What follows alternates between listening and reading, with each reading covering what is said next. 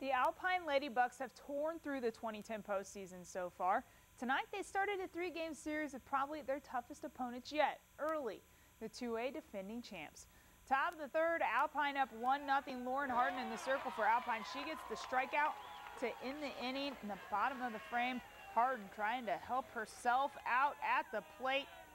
She gets the single into left, but Christine Graham trying to go from first to third on the single. She'll be tagged out to end the inning. We go to the top of the sixth. Runners on second and third. Jessica Garcia looks like she catches the liner at third, but no call. She makes the throw to first to end the inning with no damage done to Alpine. Top of the seventh now. Lady Bucks 1 out away from the win as Jessica Castellano will catch the pop fly to end the game. Alpine takes game 1, 1-0. Games 2 and 3, if necessary, are in Abilene on Saturday. To the 1A diamond, Austin also on the line for Forsan, who is facing Petrolia. We picked this one up in the top of the eighth with a runner on second for Petrolia. Amanda Longoria strikes out Savannah Parker to end the inning. Petrolia left the bases loaded twice in the game. To the bottom of the eighth, Amber Hill draws the walk. Ashley Busby then comes to the plate. Busby the double. Hill will score. Forsan would win in 8 innings over Petrolia at 1-0. Game 2 is tomorrow back in Abilene. And on the baseball diamond, the regional semifinal between Presidio and Bangs, a one-and-done series. Top of the first, Presidio starting this one off on the right foot. Jesus Carrasco gets the single into center. Then Raul Barron up next. Barron lays down a fantastic bunt. The throw will not get there in time, so the Blue Devils have 2 aboard. Later in the frame, 2 in scoring position. Bangs pitcher Doug Dreary will get the strikeout to end the inning, keep Presidio off the board. In the end, though, the Blue Devils win 4-0, advance into the regional finals. Midland Lee introducing their new head baseball coach this afternoon. The Rebels not used to searching for a leader on the diamond, as Hector Limon was named Lee's 4th head coach in school history. Limon comes to Midland Lee after 9 seasons at the helm of 3A Lubbock Estacado. While with the Matadors, he led his alma mater to 3 UIL state tournament appearances and just led Estacado to the 3A state semifinals this past weekend. Limon joins an elite group of baseball coaches that have come through Midland, and while it was tough to leave his alma mater and program he helped build up, coming to Lee was just something he couldn't pass up. Well, after weeks of speculation, questions are still looming on what will happen regarding the Pac-10 and the Big 12. What seemed to be a certain move to the Pac-10 for most of our Texas Big 12 schools could now be changing. You can't buy much for a dime these days, but that round piece of silver is what fuels the Lee Rebel football team. To them, it represents more than just 10 cents. In fact, if you look closely at all the Rebels, they have the coin attached to them, either on a keychain or around their necks. It represents the 10 first games before the playoffs. And the rule is if the players, if we take care of the first 10 games and we get through the playoffs, then they'll take care of us all the way to the championship. Well, we get it when we're freshmen, and basically it's just a pride thing. You get the dime, and it just represents that you're finally a Rebel. The tradition started over a decade ago with Coach John Parchment. When Coach Randy Quisenberry took over the reins of Lee in 2004, he decided to keep the tradition around. The coaches kind of mentioned it to me there my first spring, and of course I was like, what? And you know, they were kind of having to explain it to me. But then even when I had some of the coaches, guys that are coaching here that had still had them as players, and then they told me stories about young men that they'd heard from that had been over in Iraq and, you know, talked about still had their dimes, and it kind of got them through tough times. And I thought, well, you know what, if it means that much, and the more they explain, I thought that's a great idea. And that idea might just mean more this year than any other year before. With a 10-team district and 9 district games, those first 10 that the Rebel Dime represents just became more meaningful. You know, we have one non-district game, but the rest of them are all district, and so it's a lot bigger statement than it has been in the past, I think. There's not much room for error. I mean, you play one and then it's for real. It starts counting, and so the dime definitely could carry on a whole lot more significance that way. Under every helmet on the Big Spring football team, there's a face. But under the helmet of number 84, there's so much more. There's determination that can't be broken, a willingness to never quit, and a girl that's just been one of the guys for 6 seasons. I feel like a team player.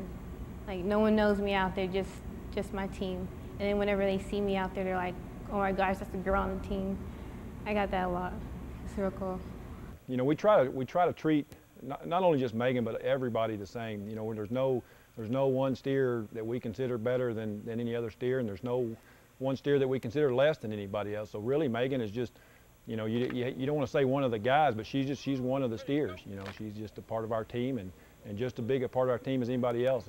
Standing at only 4 feet 8 inches tall, playing amongst the boys hasn't always been the easiest thing to do. There were moments when Megan wanted to turn in her helmet and say, "I quit," but there was something that always kept her going. My little brothers, that's all. I keep going because them, and I want to see them do all the stuff that I did. And the guys too, they pump me up and they yell and stuff, so I go along with them. As for the guys, well, they don't go easy on her. She's just another steer, even if there is a ponytail waving back and forth out of the back of her helmet. No one holds back. Our sophomore year in the spring, our starting fullback, she was going for a tackle and he just blew her up and laid her out, and she just popped right back up, and she's just part of the team. If she can give a hit, she can take a hit, and that's what I like about her. She doesn't cry about it. She just plays. Megan's accomplished a lot in her 6-year football career. She even caught a couple passes in a junior varsity game last season. But she, along with her teammates, hopes she can accomplish one last goal her senior season. Catch one ball on the varsity team. That's about it. And hopefully go district champs stuff. I'd like to see her have a reception.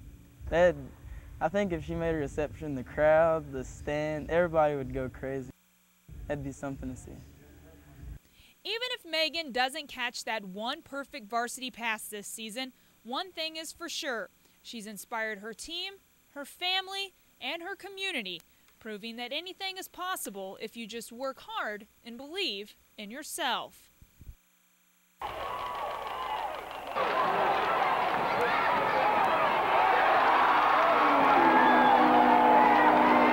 Donnie Margetti gave Jacks fans many memorable moments on the ice inside the Ector County Coliseum, whether when it was bringing home MVP honors, scoring goals, or getting in fights. Margetti's now retired from the game of hockey, but he's still fighting. Only this time, 10098. it's fires. You know, after 12 years, like, your body takes a toll, and, you know, I got a lot of broken bones on my body, and, you know, now it's just time just to give back to, to the community here in town, and just stay home. This has always been a dream of mine ever since I've been a little kid. Margetti was sworn in last week with the new Odessa Fire Department class, living out his dream and crossing off one more thing on his list of lifelong goals. I talked to my mom on the phone. She lives back in Canada. You know, she still has that one sheet where it says, like, your top three things like to be, and I think number 1 was being a hockey player, and then number 2 a firefighter. So you know, she was happy for me, but it's just an honor. Right now, Margetti is happy with his decision to get off the ice, but come hockey season, will he get that itch to ditch the boots and put on the skates? I just talked to my coach again and asked me if I wanted to play again, and, you know, it's just like a tough decision, but, you know, I think it's going to be hard, but, you know, there's great guys here at the fire department, and they're just like one big family here. Margetti is still in training, but he's loving every moment of being a rookie again. This time on a different kind of team. You know, like whereas hockey, you have like 20 brothers going towards a championship, and you have, you know, over 300 people here working together to, like, serve, like, the community. So, you know, they're all like a bunch of good guys here. I really don't know them that well yet, but I'm sure within the next 20 years I will.